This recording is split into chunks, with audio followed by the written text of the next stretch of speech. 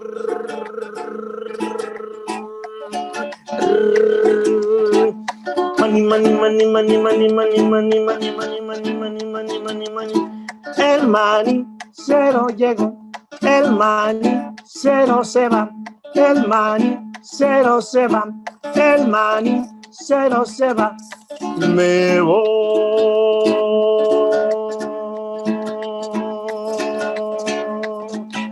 Me voy, me voy, me voy, me voy, me voy, me voy, me voy. Manicero, manicero, manicero, raca chiqui chiqui chiqui chiqui chiqui chiqui chiqui chiqui chiqui chiqui chiqui chiqui chiqui chiqui chiqui chiqui chiqui chiqui chiqui. El manicero.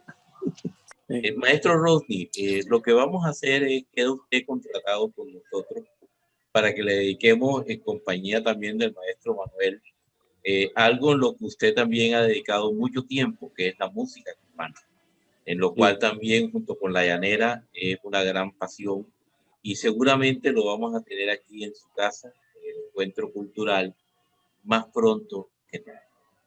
Por hoy renovamos en nombre de Isidoro Corquidi y el mío y de todo el evento de encuentro cultural nuestro apoyo más solidario a usted y a su familia. Muchas gracias, muy amable. Muy agradecido por este encuentro de una manera diferente de recordar a su hermano, pero también de reunirnos en cuanto a las magias de la música. Le agradezco, Emit. A usted, maestro Corquidi, concluya el evento. Corquidi también, sí. Estaremos en contacto con él. No, pues para mí ha sido supremamente grato haber tenido el gusto de entrevistar a Rodney, porque yo no quería dejar por fuera y expresar el momento en que te conocí, Rodney, porque fue importante. Y fue una voz de impulso dentro del camino de la música, de manera que, Rodney, pues te felicito por el recorrido y el brillo que le has dado a tu carrera en la música y has sabido ser una persona importante dentro del medio. Fue muy grato para mí haber estado contigo en el día de hoy. Bueno, muchas gracias. De nuevo, mi gratitud con el amigo Smith, contigo, Corquidi, con los amigos Mañe, con todos los que han podido estar allí observando este momento cultural aquí al lado de todos ustedes. Entonces, muchísimas gracias y a sus órdenes. Tenga la seguridad, maestro, que lo vamos a explotar y que el público será doble en esas magias por el Caribe. Gracias a ustedes y esperamos otra emisión más en el encuentro cultural con todos. Muy amable. Gracias por estar con nosotros. Gracias. Gracias.